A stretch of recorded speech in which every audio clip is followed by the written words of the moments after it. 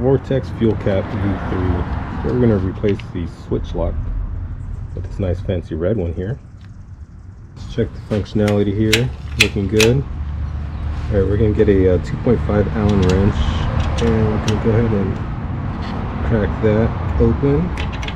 Spin this. And what we really want to be careful with is that there is a small bearing that we don't want to lose, along with a little spring in here.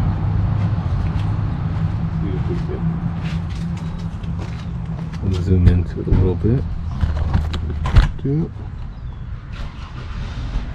Oh, yeah. Right there.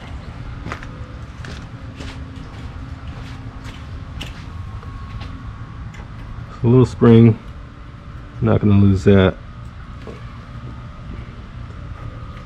Boop, boop.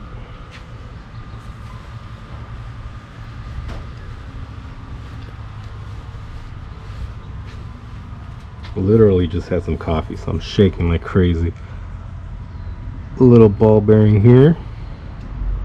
Put that on top of there. Alright, we're going to get our new one pulled out. A little dime bag.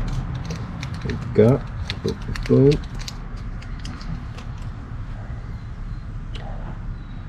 And you can see there's a little slot here and here. This little bearing needs to fit on top. So we're going to go ahead and smush it there.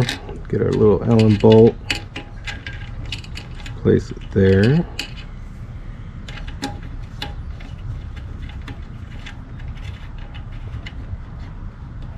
That's squeezed down. There you go.